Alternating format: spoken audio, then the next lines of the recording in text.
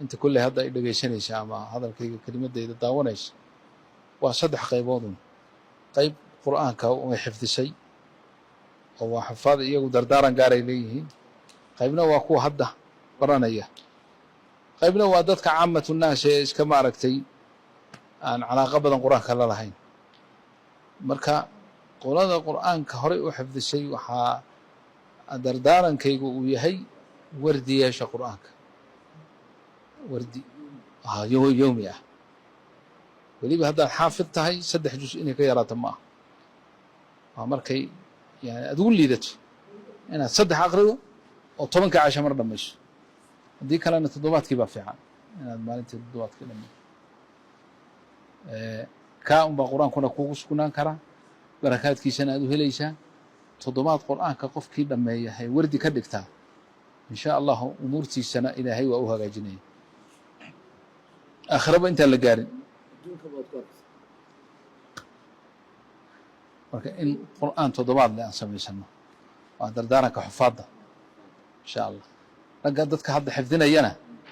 xifdigiisa ku mashquulsanna waxaa weeye in badan baa laga sheegtaa oo qur'aanka baa ugu adkaado wax kale qur'aanku ma adka walaqad yasarna alqur'aana ma shaqaynaysa fa inama yasarnaahu bilisaan adigu qur'aanka waqti fiican sii oo yeyna kaa mashquulin waxyaalahan hadda la isku sii daayey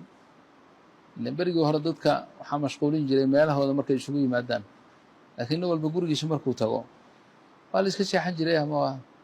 hadda wuu kula socdaa oo alaabtan telefoonkan iyo waxaan barnaamijyadan iyo taniya hoygaaga iyo sariirtaada iyo intaad ka gambaysay kula soconayaan waxaasoo idilna qalbigii wax xifdin lahaa ayay qayb ka qaadanayaan marka inaad iska kala yaraysaan oo aad waqti khaas ahoo qur'aanka aan waxba la wadaagin aad siiso kathratu takraarna aad badiso aad qur'aanka xifdigiisa uu kugu sahlanaanaya qaybta ugu dambaysa oo ah dadka iska caamatu naasa ama caamada la yidhaah ama tijaaradooda ku mashquulsan ee hadda aan iyagu arday ahayn iyagana waxaan leenahay qur'aanku looma soo dejin arday keliya qur'aanku nazal likulli lumma idinkuna ummaddaad ka mid tihiin suxba la yeesho oo cala alaqal hadday ugu yaraato maalintii 1 juz akhrista oo 1 juz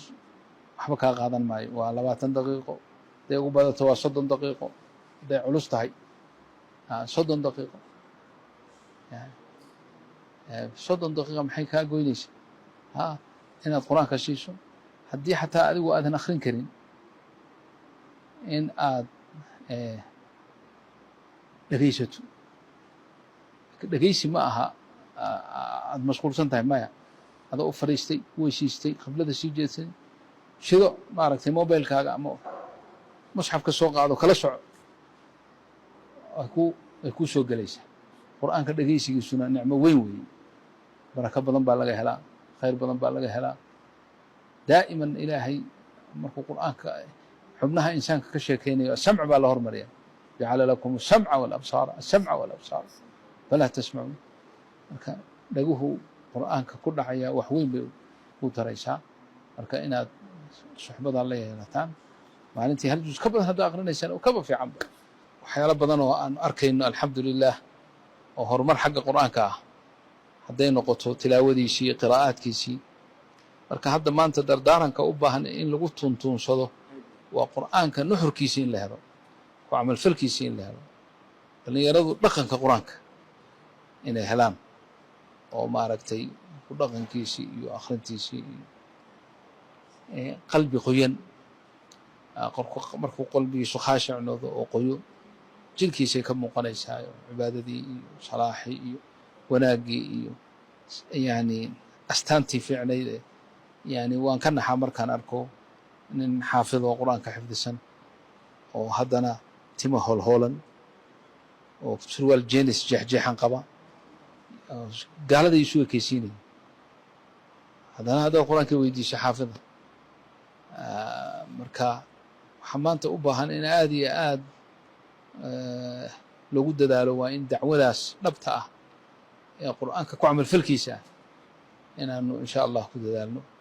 xalaqaad badan la sameeyo dardaarankaasaan isu dardaarmaynaa. khayr allah idin siiyo. jazaakum allahu khayran. الله يبارك. بارك الله فيكم والسلام عليكم ورحمة الله.